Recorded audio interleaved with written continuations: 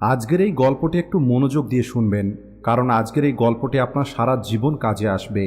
অনেক পুরনো দিনের কথা। একটি ছোট্ট শহরে অনেক ধনী একটি সেট ছিল। ওই ধনী সেটের কাছে সব কিছু ছিল, কোনো কিছুরই কমতি ছিল না।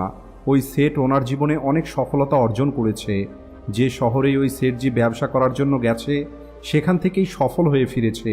ওই সেটজি কখনোই জীবনে হেরে যায়নি। ওই সেটজির বাবা ওনাকে 4টি এমন কথা বলে রেখেছিলেন যে কথাগুলোকে ওই সেটজি নিয়মিত পালন করত। আর ওই 4টি কথা পালন করার কারণেই সেটজি জীবনে এত বেশি সফল হতে পেরেছিল। এভাবেই অনেকটা সময় পার হয়ে যায়, আর এখন ওই সেটজি বৃদ্ধ হয়ে যায়। সেটজি বুঝতে পারে যে আমার মৃত্যুটা খুবই কাছে চলে এসেছে, আর আমি যে কোনো সময় মারা যেতে পারি। এছাড়া ওই সেটজি জানতো যে তার ছেলেটা একটু ভোলা টাইপের। এই কারণে সেটজি তার ছেলেকে নিজের কাছে ডাকে আর বলে, আমি আমার বাবার কাছে থেকে 4টি কথা শিখেছিলাম, আর এই 4টি কথাকেই আমি আমার সারা জীবন পালন করেছি। আর ওই 4টি কথা অনুসরণ করার কারণেই আজ আমি আমার জীবনে এত বেশি সফল হতে পেরেছি। কিন্তু আমি চাই তুমি আমার থেকে অনেক বেশি এগিয়ে যাবে, তুমি আরও বেশি ধনসম্পদ রোজগার করবে এবং নিজের নাম বড় করবে। আর এর জন্য আজ আমি তোমাকে এই পৃথিবীর 4টি এমন গুরুত্বপূর্ণ কথা বলতে যাচ্ছি যা আমাকে আমার বাবা বলেছিল, আর ওই কথাগুলোকে পালন করেই আমি জীবনে এতটা সফল হতে পেরেছি।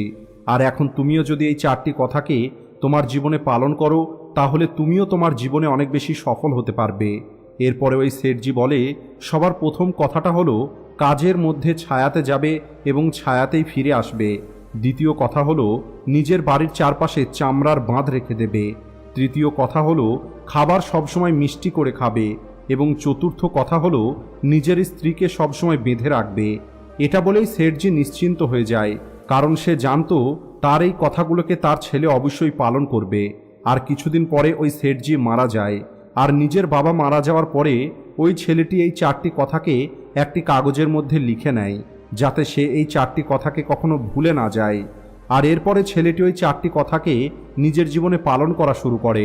প্রথম যে কথাটা ছেলেটির বাবা বলেছিল, কাজের মধ্যে ছায়াতে যাওয়া এবং ছায়াতেই ফিরে আসা। আর এই কারণেই ছেলেটি নিজের বাড়ি থেকে নিজের দোকান পর্যন্ত একটি প্যান্ডেল তৈরি করে দেয়, কারণ ওই ছেলেটির কাছে অনেক বেশি টাকা ছিল, আর তাকে কেউ আটকানোর মতোও ছিল না। আর যখনই ওই ছেলেটিকে কেউ জিজ্ঞেস করত যে তুমি এমনটা কেন করলে, তখন ওই ছেলেটি বলতো যে আমার বাবা আমাকে এমনটা করতে বলে গেছে। এরপরে ছেলেটি তার বাবার বলা দ্বিতীয় কথাটা অনুসরণ করে। ছেলেটি তার বাড়ির 2 দিকে চামড়ার 2টি দেওয়াল তৈরি করে দেয়। আর এটা দেখে চারপাশের মানুষজন অনেক বেশি রেগে যায়, কারণ ওই চামড়ার কারণে দুর্গন্ধ তৈরি হওয়া শুরু হয়ে যায়। আর যেহেতু ওই ছেলেটির কাছে অনেক বেশি অর্থ ছিল, তাই কেউ এর বিরোধিতা করতে পারছিল না।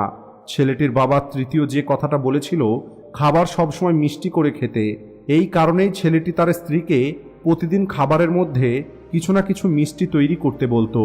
ছেলেটির বাবা চতুর্থ যে কথাটা বলেছিল, নিজের স্ত্রীকে সবসময় বেঁধে রাখবে, এই কারণে ওই ছেলেটি প্রতিদিন নিজের স্ত্রীকে দড়ি দিয়ে বেঁধে রাখত। এরপরে ছেলেটি দোকানে যেত। আর এভাবেই সময় পার হতে থাকে।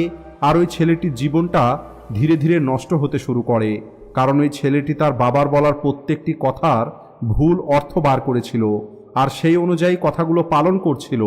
ধীরে ধীরে ছেলেটির ব্যবসা খারাপ হতে শুরু করে। দোকানে গ্রাহকের সংখ্যাও কমে যায়। যে ব্যবসাটা তৈরি করার জন্য ওই ছেলেটির বাবা অনেক বেশি পরিশ্রম করেছিল, মাত্র কয়েক মাসের মধ্যেই সেই ব্যবসাটাকে ছেলেটি সম্পূর্ণরূপে নষ্ট করে ফেলে। কিন্তু এখনও ছেলেটি বুঝতে পারছিল না যে তার সঙ্গে এমনটা কেন হচ্ছে। ছেলেটি অনেক বেশি চিন্তায় থাকা শুরু করে, আর প্রতিদিন মিষ্টি খাবার খাবার কারণে তার শরীরের ওজনটাও বাড়তে থাকে। এই কারণে ছেলেটির শরীরে অনেক অসুখ বাসা বেঁধে নেয়। আর ছেলেটি তার স্ত্রীকে বাড়িতে বেঁধে রাখার কারণে তার স্ত্রী রাগ করে তাকে ছেড়ে চলে যায়। ছেলেটি তার স্ত্রীকে অনেক বোঝানোর চেষ্টা করে, কিন্তু কোনোভাবেই ওই ছেলেটির স্ত্রী রাজি হয়নি। দেখতে দেখতে ওই ছেলেটির অবস্থা অনেক খারাপ হয়ে যায়। আর এখন না তার কাছে কোনো ব্যবসা ছিল, না অর্থ ছিল, না তার স্ত্রী ছিল, আর না তার কোনো প্রতিবেশী ছিল। এছাড়া তার শরীরও ভালো ছিল না। ছেলেটি বুঝতেই পারছিল না যে তার সঙ্গে এই সব কিছু কেন হচ্ছে। আর এরপর থেকেই ছেলেটি মনে মনে তার বাবাকে দোষ দিতে থাকে আর বলে, বাবা, আপনি তো আমার সম্পূর্ণ জীবনটাই নষ্ট করে দিলেন।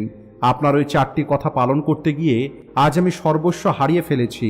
এখন আমার কাছে না ব্যবসা আছে, না ধনসম্পদ আছে, না কোনো আত্মীয় স্বজন আছে, না আমার নিজের কাছে নিজের স্ত্রী আছে, এমনকি আমার শরীরও অনেক বেশি অসুস্থ। আপনার জন্যই আজ আমার সম্পূর্ণ জীবনটা নষ্ট হয়ে গেছে। যদি আমি আপনার ওই 4টি কথাকে পালন না করতাম তাহলে হয়তো আমার জীবনটা আজ এমন হতো না। আর এটা ভেবেই ছেলেটি কান্না করা শুরু করে। আর একদিন ছেলেটি জানতে পারে পাশের গ্রামে একটি সন্ন্যাসী এসেছে। আর ওই সন্ন্যাসী প্রত্যেক মানুষের সমস্যার সমাধান বলে দিতে পারে। সমস্যা যত বড়ই হোক না কেন, সন্ন্যাসী সেই সমস্যার সমাধান অবশ্যই বার করে দেয়।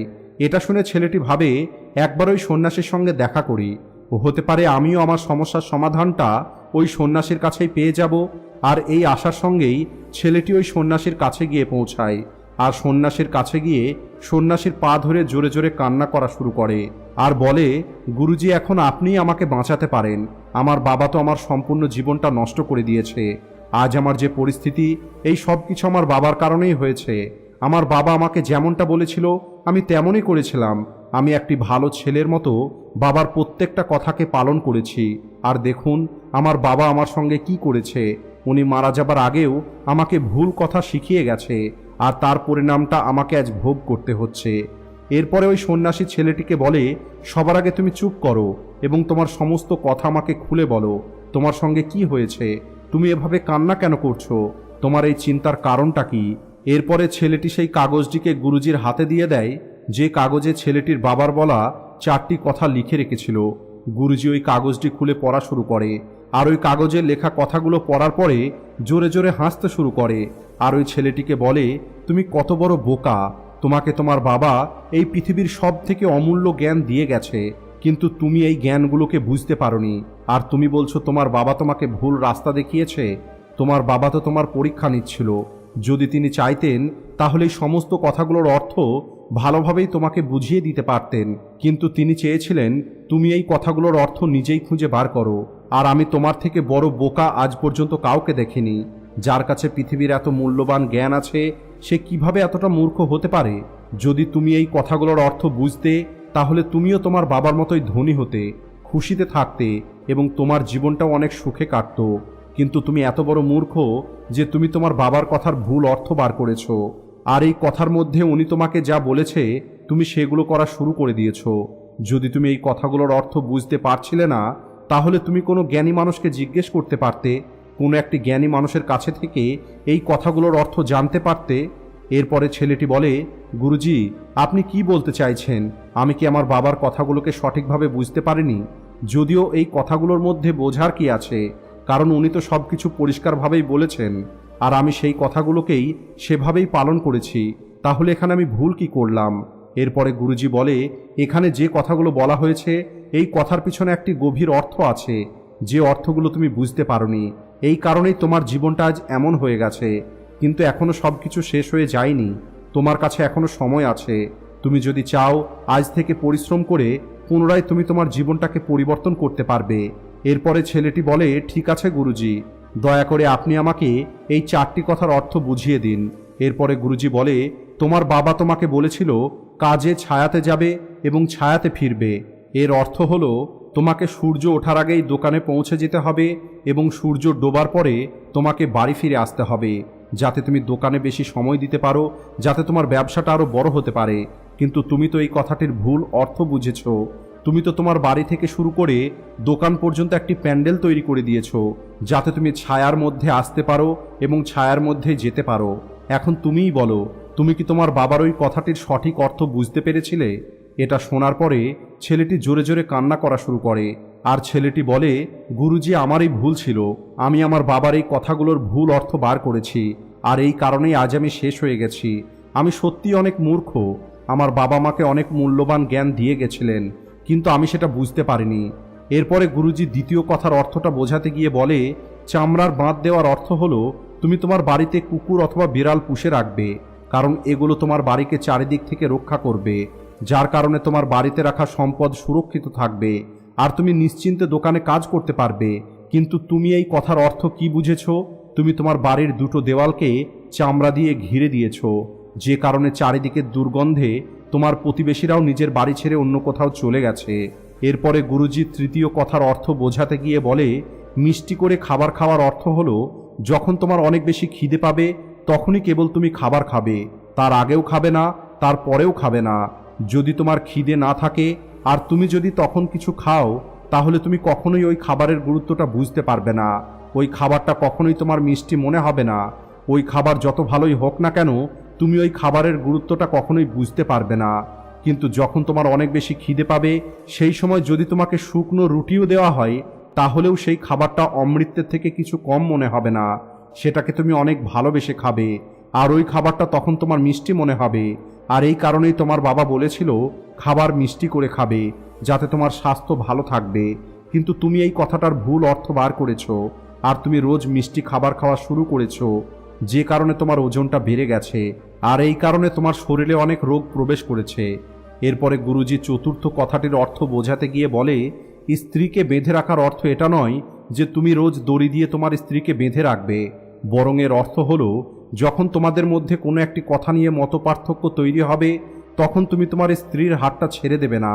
নিজের সম্পর্ককে সবসময় বেঁধে রাখা খুবই দরকার। নিজের সম্পর্ককে খুলে দেওয়া উচিত নয়, তা না হলে ওই সম্পর্কটা তোমার হাত থেকে দূরে চলে যাবে। আর আমাদের মধ্যে বেশিরভাগ মানুষ ঠিক এই ভুলটাই করে থাকে, আর এই কারণেই অনেকে নিজের সম্পর্ককে হারিয়ে ফেলে। আর এই ভুলটা তুমিও করেছো।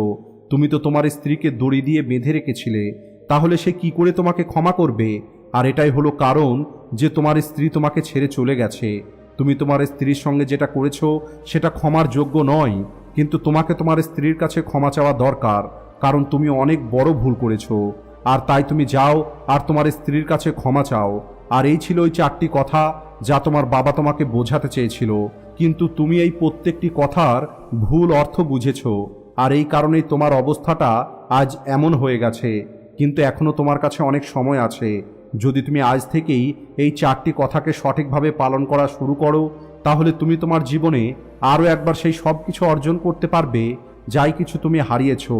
এটা বলেই গুরুজি চুপ হয়ে যায়, আর ছেলেটিও নিজের সমস্ত ভুলগুলো বুঝতে পারে। ছেলেটি ওই গুরুজিকে প্রণাম করে আর পুনরায় নিজের বাড়িতে ফিরে আসে। ছেলেটি পুনরায় এই 4টি কথাকে নিজের জীবনে পালন করা শুরু করে, আর ধীরে ধীরে ছেলেটির জীবন পরিবর্তন হওয়া শুরু হয়ে যায়। ছেলেটি পুনরায় নিজের ব্যবসা বড় করে নেয়। ছেলেটি নিজের স্ত্রীকে বাড়ি ফিরিয়ে নিয়ে আসতে সফল হয়ে যায়, আর ছেলেটির জীবন আনন্দে ভরে ওঠে। আশা করি আজকের এই গল্পটি আপনাদের ভালো লেগেছে। আর এই গল্প থেকে যদি আপনারা মূল্যবান কিছু শিখে থাকেন, তাহলে ভিডিওটিকে লাইক ও শেয়ার করতে ভুলবেন না। Thanks for watching.